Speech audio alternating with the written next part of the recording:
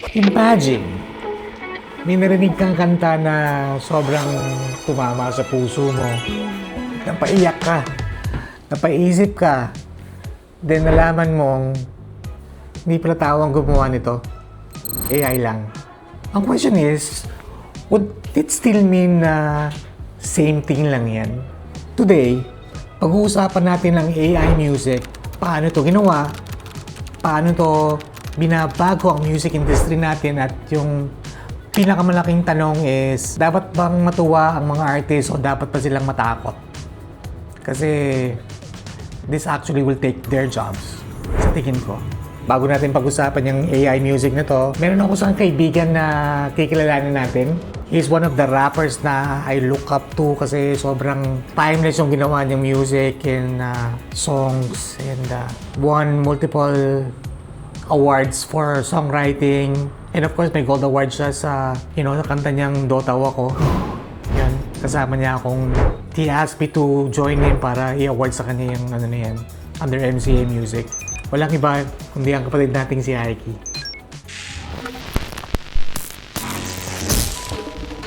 May interesting topic kasi tayo ngayon. It's about AI music, no? Kasi itong, in our channel, we always talk about technology and all that. And marami ako napansin, kumakalat na music na AI na pala gumawa. Nakita mo sa Dota na wala ako. Diba?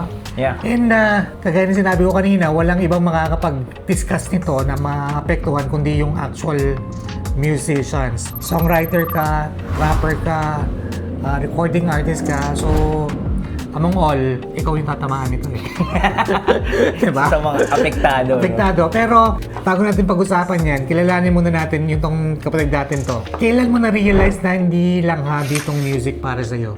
Kasi bata ka pa, rapper ka na eh. Ano diba? na siya eh, parang nung medyo pa-teenager na, parang gano'n na yung mga, siguro mga college na ako, high school to college, parang yun na siya. Parang gusto ko nang i-pursue na maging talaga siya.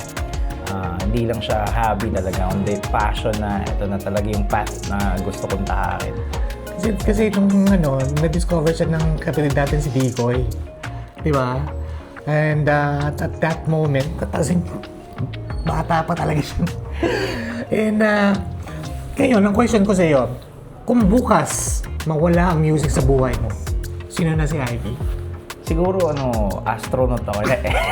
Siguro basketball player or nasa field ng film. Nagke-create ng mga content, gano'n. Tapos, isa sa mga magaling na pickleball player. Ang tangkad mo, ha? Isang beses pala nag-pickleball, ang galing na yun, no? When you write music, ano ba yung hinahabol mong emotion sa bawat kantang na sinusulat mo? Gusto kong ma-hit kung ano yung, in general talaga. Kumbaga, parang maging boses yung song ng mga taong hindi mapakinggan. Parang ganun. Kumbaga, maraming makarelate sa mga sinusulat kong awitin. Marami siyang matouch. Maraming mga pag napakinggan mo siya, parang, ay, ito yung nararamdaman ko. Ito yung feeling ko. Gano'n siya kahirap gawin? Mahirap siya eh. Kasi emotion yan eh. Oo po eh. Diba? Parang, usually para sa akin, when we write songs and music, alam mo pinakamadali sa akin gawin? Yung mga breakup songs. Kasi alam mo yung feeling mo lagi hopeless romantic. Yeah. Ganyan. Pero kasi yung sa'yo, yung ginawa mong mapa, yung about, double meaning siya. About parents, love of parents. Tapos, yung Destiny. Yung destiny, yung tahanan. Yan, Alam mo yun yung mga... Dota ako kasi gamer ako eh. Mas gusto mo. Una sa lahat, mas maganda na na-experience ko siya talaga. Pero kapag may gusto kong concept ng song, nilalagay ko talaga yung paa ko sa sapatos ng iba. Nagre-research ako, nagtatanong ako kung ano ba yung eksaktong pakiramdam nito.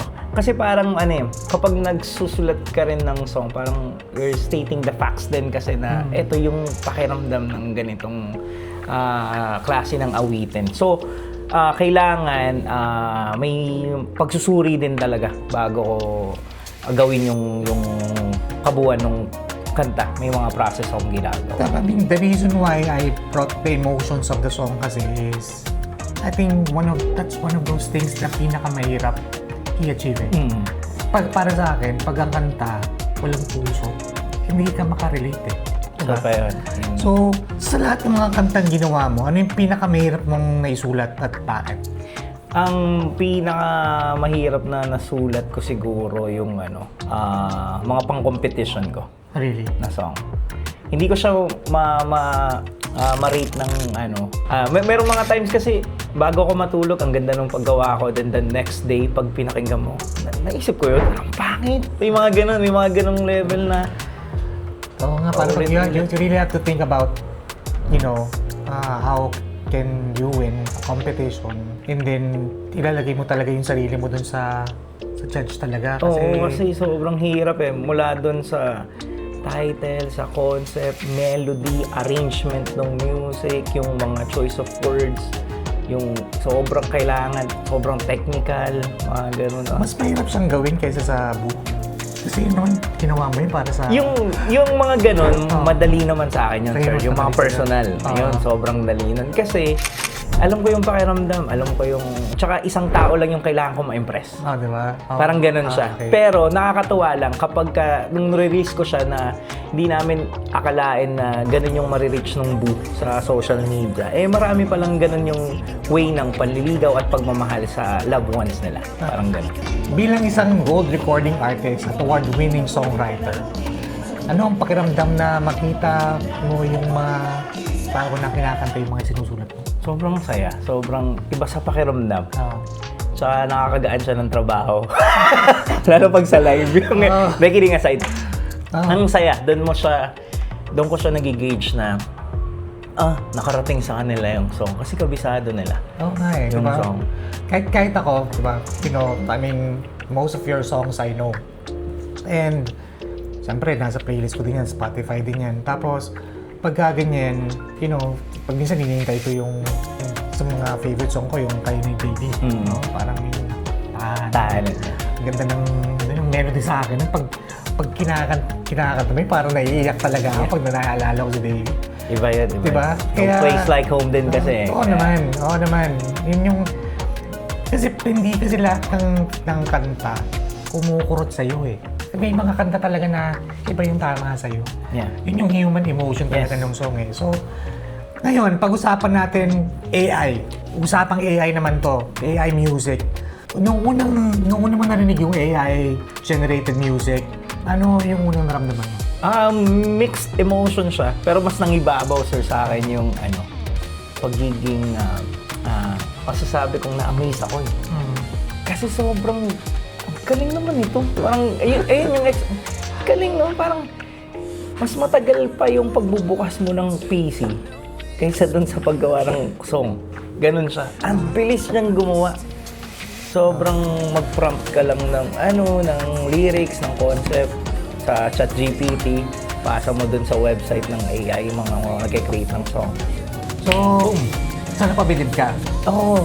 Pero, na hindi ko pa nakikita kung anong mangyayari sa future. Parang ganun yung una. Pero, of course, napabilib ka na. Kinabahan ka ba? Nung una, hindi. Hindi? So, honestly, hindi. Parang yung typical na parang may isip mo siya, sa una lang yan. Parang ganun, yung di yan nag-ano.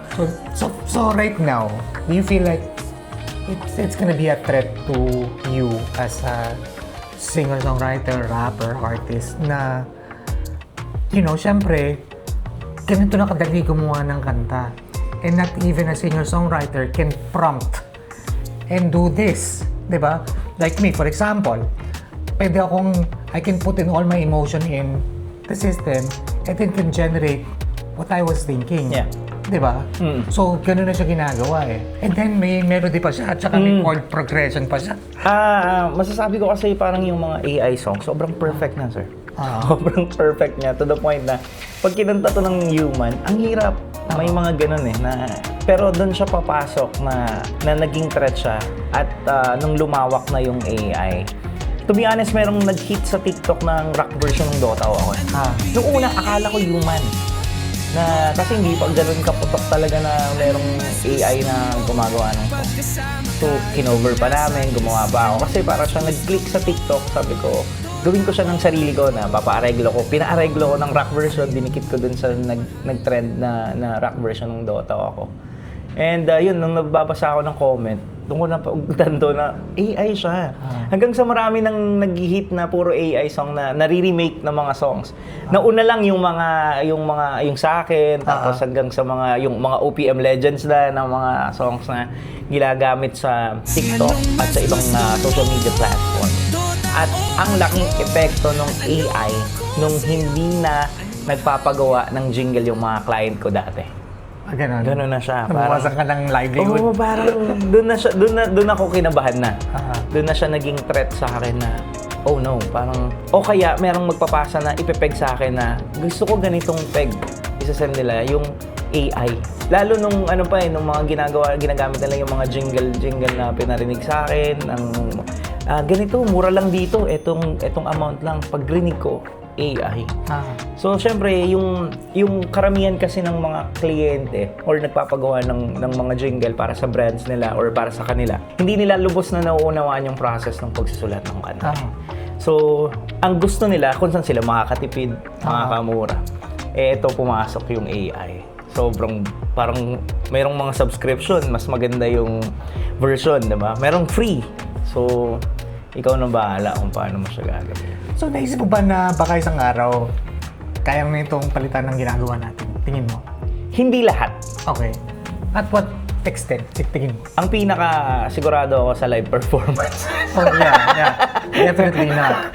Kasi, pag nakita nyo mag-perform tong kapatid natin, sobrang galing niya mag-perform, di ba? Parang ang biro-biroan lang namin ng mga musician friends ko. Ito na lang yung hindi nila may AI. Tama. Yung live performance. Tama. Kasi, sa totoo lang, meron nga nag-create ng P-pop group ngayon eh. Na AI eh. Grabe. Pero yung naisip nila yun na gawan sila ng mga ganun. And may mga nag-hit na song na dinideny pa rin na AI kahit ang dami ng patunay na AI siya. Ikaw, have you tried it? Sinubukan ko siya kasi nung nagpa-arrange ko kay Tyro, sabi niya gano'n, in-explain niya sa akin na may ganito na nga. Sabi ko, ang galing, no? Sobrang galing. So, kasi ako, as a lyricist, hindi kasi ako arranger talaga eh. So, meron akong mga pinipeg na tunog na may reference akong ginagamit. And nung nasubukan ko siya, pwede kang mag-prompt pala ng beat ng music lang kahit wala pang lyrics. So, na-amaze ako kasi parang meron ako sa isip ko na gusto kong eksaktong mangyari dun sa music. Ang hirap niya lang i-prompt na gawin. So, parang ang mangyayari dun, ipepeg ko na lang siya and then papare-arrange ko talaga. Pero imagine mo, dati yung mga rapper natin, naghanap lang ng beat sa Ang hirap sa YouTube. sa YouTube, di ba? Tapos pagka-download nila ng beat, ngayon, kaya nila, they rap over the music. Yeah. Now, mas madali na sa mga Sobra. rapper ngayon, di ba? Sobra. So, isa sa mga tinitingnan ko dyan kasi is, I think one of the problems is gonna be, music is gonna be so cheap right now. Kasi mura na siya eh. Yes. Diba? Dati, nung panahon ko, naka-tape pa kami. You know, pag analog, pumunta ka ng studio, kailangan mo mag-record over tape. Parang cassette na malalaki yun na naka-record dun sa magnet. No? Bawal magkamali. Iwasan mo palang magkamali, I mean. Tapos uulitin mo kasi ipapunch mo pa yan eh. Oo, tsaka bawal mag-aksaya ng tape. Tapos, dumating din yung point na digital na. So, magre-record ka na through computer sa hard drive mo, doon na yun. Pero pag minsan may analog part pa rin yun where naka-mic na, di ba? Ngayon, hindi mo na kailangan ng ganun. Prompting na lang lahat. Lahat. Kasi pwede mo nang palitan ang instruments mo just like that. Ayoko ng sound ng snare na to, cymbals na to.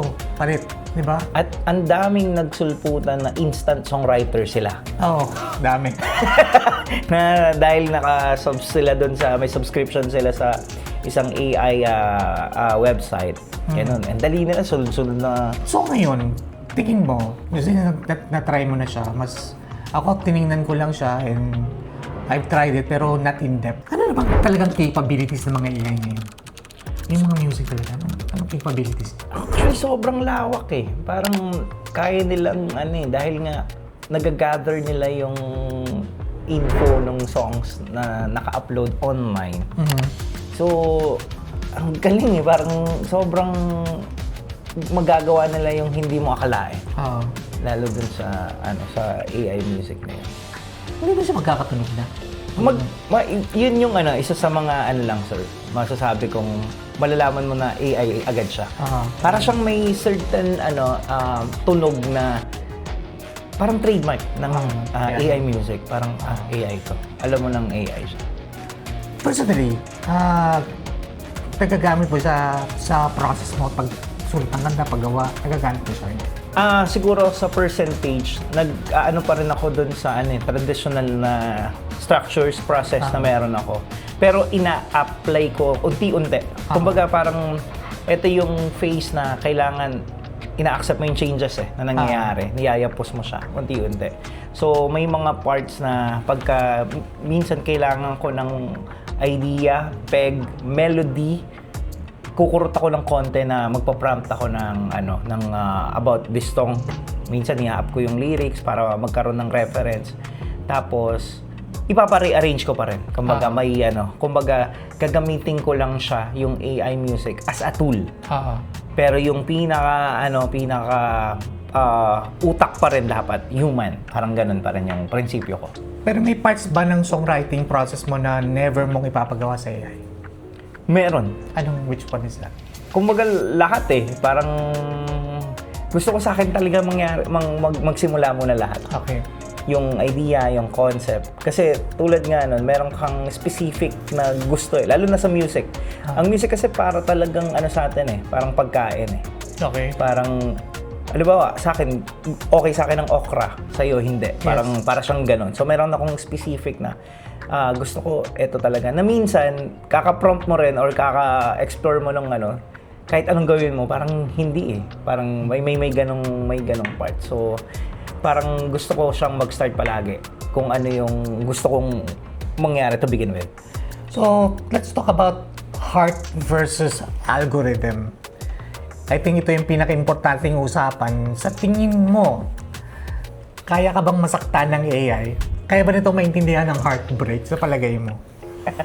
Well, una sa lahat, syempre, alam naman natin, kaya ko masaktan ng AI sa pamamagitan ng nagmo-monetize yung account na yun. Sa akin, hindi.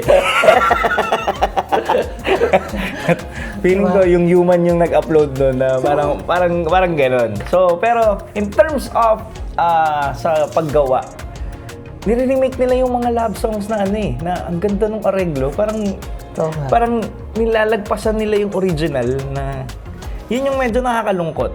Kasi, alam mo ba, merong mga nangyari na sumisikat ulit yung mga lubang song. Tapos, mas sikat pa kaysa dun sa, kumbaga yung range ng song mo na, mas hinigitan pa, mas may nag-hit pa talaga. Pero malaking kumbaga magandang pangyayari sa iba hindi. Kasi meron ako nakikita sa social media, parang hindi sila happy, kumbaga parang bakit na nangyayari to? Parang may maraming question. Pero on the other side, pag titignan mo siya, naaalala ulit yung song. Nag-hit ulit yung song. Pero since katulad ng sa iyo, nag-reheat ulit yung yung Dota Walk mo, yung rock version. Na-monetize mo ba siya? Hindi. Yun po yung isa sa mga, doon ako nasakta ng AI. Yun lang. Hindi siya. Hindi kasi as a singer-songwriter, kasi ikaw yung sumulat nun, dapat, kahit naman pa paano, di ba parang, katulad, pag example, di ba, yun yung mga licensing agreement, kunyari, may ibang gumawa ng kanta mo, dapat at least kahit pa paano, you still monetize part of it, di ba? Kasi nga, ginamit yung kanta mo. Di ba? Tama nga sa publishing. Dapat meron Dapat meron kasi diba? nagamit siya. Oo. Tapos, yun talaga yung nakakaiyak Kung yung gumawa ng kanta mo, tapos million ng streams. Yung streams mo. Makikita mo siya, million ng streams Ang ginagawa pa kasi ng iba, sir, nire-remake nila yung songs na hindi siya kumbaga hindi siya natitrace ng ng original. 'Di ba kasi kapag nag-post ka na may music, minsan na-hit kasi ginamit mo yung music. Pero merong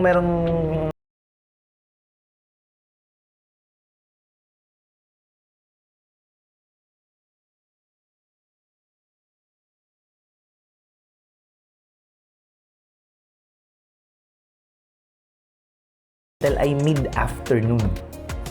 Mid-afternoon na merong, kung di ako nagkakamali, 3 million streams.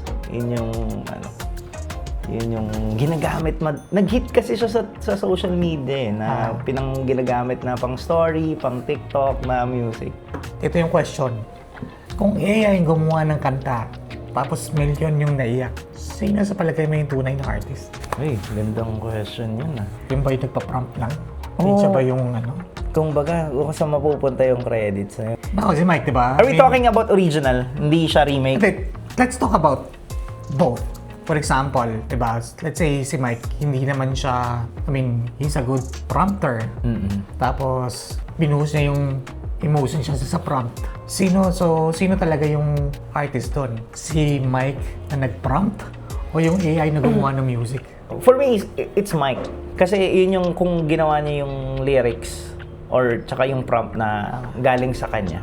Feeling ko, tapos ginamit niya yung AI as a tool. Tool lang talaga siya. Kung original pinag-uusapan natin, sir, kung baga from scratch. Sa kanya yung idea, ito yung mga gusto kong marinig dun sa song. Ganun siya. Then, sa isang angle naman where yung kanta Cover, mo, remake. yung kanta mo, sinulat mo, ikaw yung gumawa, ikaw nag-isip. Yung iba, pinasok sa AI, gumawa sila ng sariling remake. Oo. Kumbaga ibang version. Ibang version. Reggae, Yeah. rock, mga ganun. So, Ako yung naiyak. sino yung tunay ng artist doon? Artist. Kasi usually, for example, di ba, kumuha ka ng kanta tapos naging reggae, naging si Tropical Depression, kinanta niya yan. So, meron kang artist na did a song, artist din sila na gumawa ng panibagong emotion na naging island vibe yung song mo. Di ba? Na technically, they're artists as well na nag-cover ng song mo. Tama? Feeling ko, bakit-credit yan sa both artist kasi, Correct. sir. Meron kasi silang, kumbaga, sariling version na ginawa for Correct. that song. And usually naman po sa music industry sa atin, kinikredit talaga Tama. na ina-adapt yung galing to sa ganitong song, sinasabi pa nila na ito yung version natin. Ganun. So, matatawag ba natin talaga ng artist ang AI? For me, parang hindi eh. Parang ang AI sa akin is a tool. Hindi siya gagawa, hindi siya makakapag-produce ng kanya lang. May human behind that to produce that song. Galing ba sa kanta ang emotion o dala lang ng listeners? Nanggagaling siya sa sa emotion ng artist sa pagiging good listener ng isang artist. Kaya tayo nakakapag-create ng isang craft dahil sa pakikinig natin sa paligid natin at sa pakikinig natin kung ano yung nararamdaman natin. Yeah. Tapos doon siya nabubuo Yung lagi kong question ngayon, meron bang kaluluwa itong mga machine na to? Kasi sa mga road trips namin, I've been listening to sa mga pinakikinggan namin ni AI playlist siya, sir. AI playlist. I've been listening to them, yung mga parang emo rock version niya, na remake. Sobrang sabi ko, galing naman ito. Kasi siyempre, na-appreciate ko yung mga guitar riffs na ginagamit niya, gano'n. Tapos, hindi ko naisip yan dati, di ba?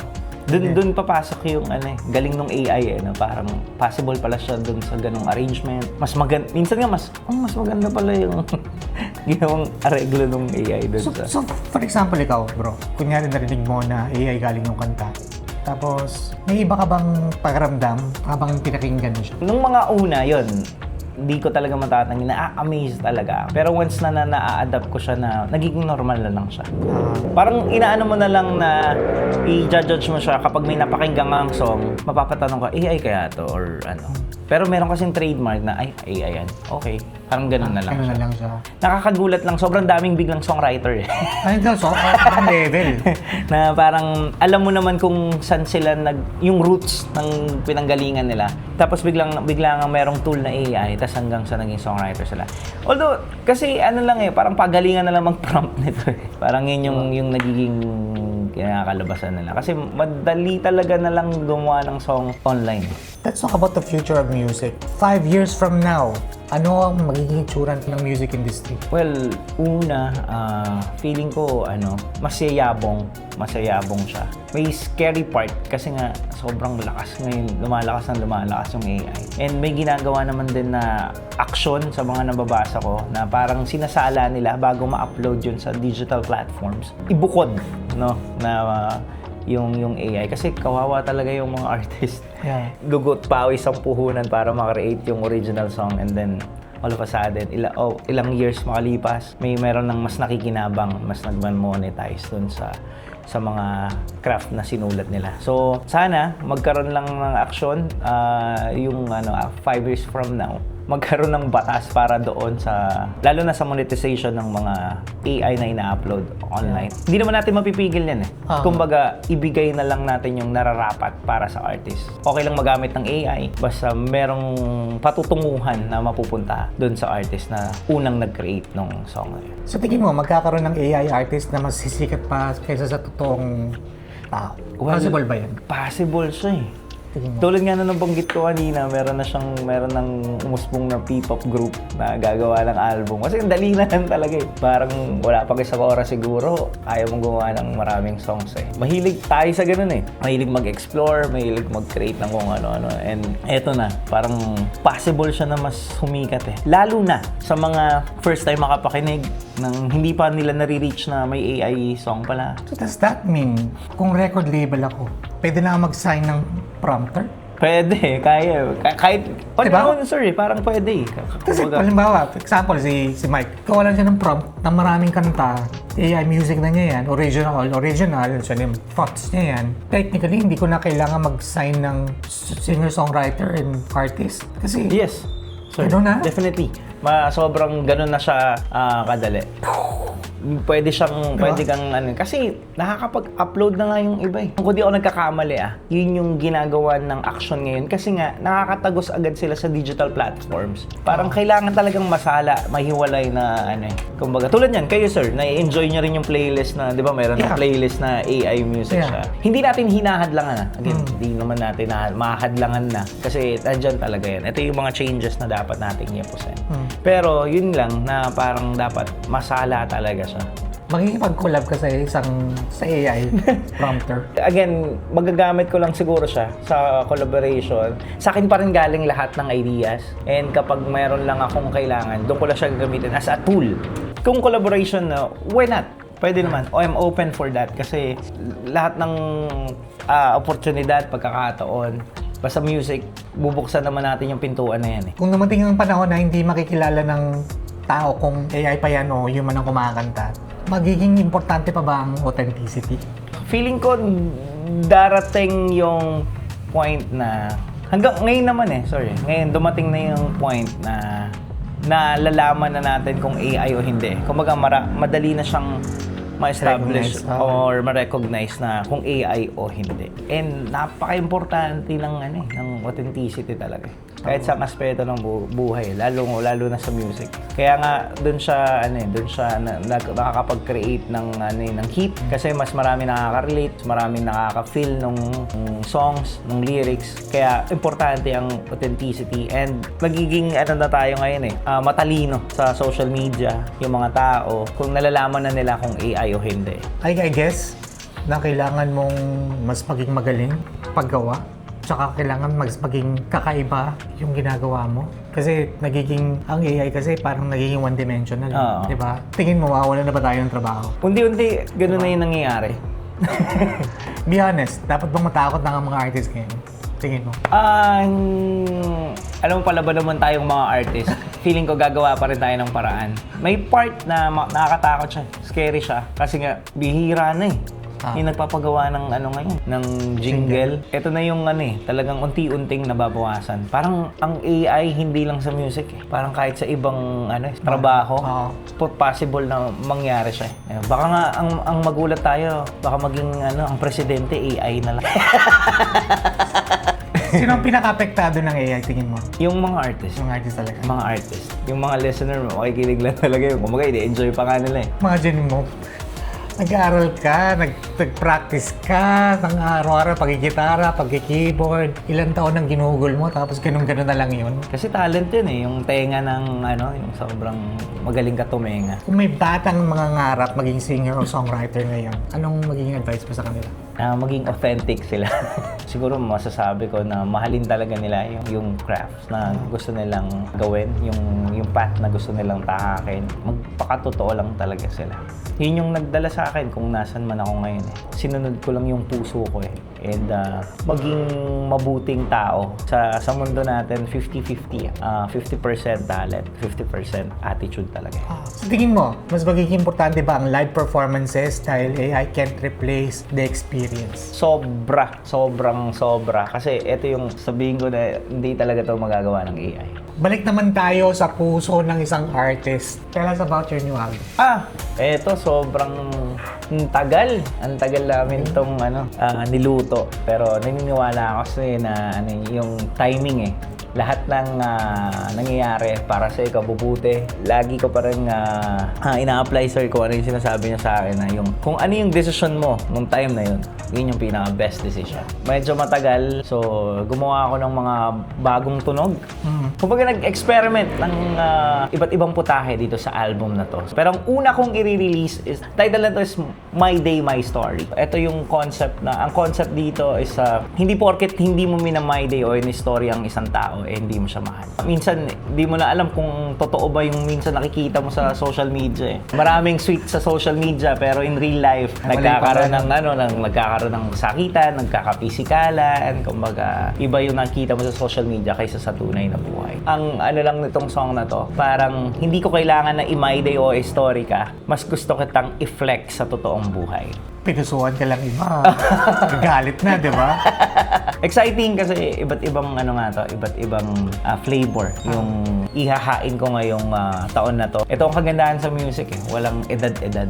Hanggat kaya mong magsulat ng authentic, galing sa puso, nawi. Ano yung pinagdaanan mo sa paggawa na itong kantang to? Kasi medyo matagal tong proseso mo na to. Medyo challenging siya kasi parang naghahanap ako ng bagong tunog. Nahirapan ako dun sa hinahanap kong tunog na gusto ko eh. Gusto kong ma-achieve eh. Pinaka-challenging yung waiting time talaga. Meron tayong inantay na paglalagyan talaga ng mga song. Medyo dun natenga. Yun lang yung isa sa mga nahirapan talaga ako. You as an artist, you've been in the music industry for how long? Nag-start ako when I was 6 years old eh. I'm 26. I'm 26 na lang. So 20 years ko na siyang ginagawa. Hindi, parang more than 2 decades ko na siyang ginagawa. Saan ka kumukuha ng energy mo para ipagpatuloy ito na talagang push? Kasi never kang tumigil sa pagsusulat. Napansin ko yan. How long we've been together, lagi ka nag-iisip, lagi ka nag-conceptualize. You are one of those people that I know that never stop learning. Kasi inaaral mo siya lagi eh. Para sa akin, kahit na it's a young man's game, parang si Madonna at one point where, di ba, like a Virgin niya, tsaka like yung mga songs siya noong 80s. Tapos naglabas siya ng Ray of Light in the early 2000 na nagkaroon siya ng Sade is the same thing where naglabas to ng Smooth Criminal, ng Smooth Operator ng 80s. Naglabas siya ng album ng By Your Side ng early 2000, Putok ulit. So it's possible talaga. Una, parang nagkaroon na kasi ako ng family. Meron na akong anak. Meron akong future na sinesecure. Doon ako babalik sa ano ba yung strength ng isang Aiki. Ito yung strength na meron talaga ako na maipagmamalaki ko to create music, songs. Kaya doon ako babalik na dito rin kasi ako nakapagpundar eh. Di rin ako nawawala ng pag-asa na naniniwala ako na sa dami ng bola na ititira ko, merong shoot at shoot dito. May pera ba sa music? Honestly, meron. May pera sa music. May number siyang hiningi. Pero more on investment. Talagang paluwal. Kasi kung ikaw naniniwala ka sa craft na meron ka, talagang susugal ka. Pangpayo ko sa mga new musicians, upcoming musicians dyan, pag nagkaroon ka ng pera, make sure na invest, tipirin mo. Kasi hindi ka lagi nasa ibabaw. Yes. Hindi laging forever na, kasi si Ike's, ang dami niyang naging pumasok as a singer-songwriter. Yes. Tapos may pumasok pa rin as a rapper. So iba pa yung payment sa kanya dyan. In the stages of his life, nakita ko na meron siya na ipundar, marami ka natulungan, etc. etc.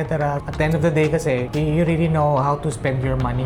Tsaka isa sa mga natutunan ko talaga nung pumutok yung Dota o ako, hindi ako nag-follow up. Kasi nung time na yun, nung nag-hit siya, akala ko forever siya. Hanggang sa hindi ko namamalayan, nung nag-iiba na yung hit, wala pala akong kasunod na song. So dapat pala meron at meron ka eh. So sa mga kantang ginawa mo ngayon, kapatid, ano yung pinaka-personal sa'yo? Lahat special siya kasi sinigurado kong maraming makaka-relate. For me, parang nung pinapakinggan ko siya habang pinaplano ko kung ano yung una, ano yung sunod, parang sabi ko, meron talaga eh. Merong shoot siya eh. Kung may isang track na song na gusto mong pakinggan ng lahat, Para sa akin, gusto ko yung Breadwinner. Parang doon ako nakakapag-voice out din sa songs eh. Yun yung pinaka-safest place ko na sabihin yung nararamdaman ko talaga sa songs. Sa songwriter, sa artist. Tsaka ano siya parang hindi lang to kwento ko.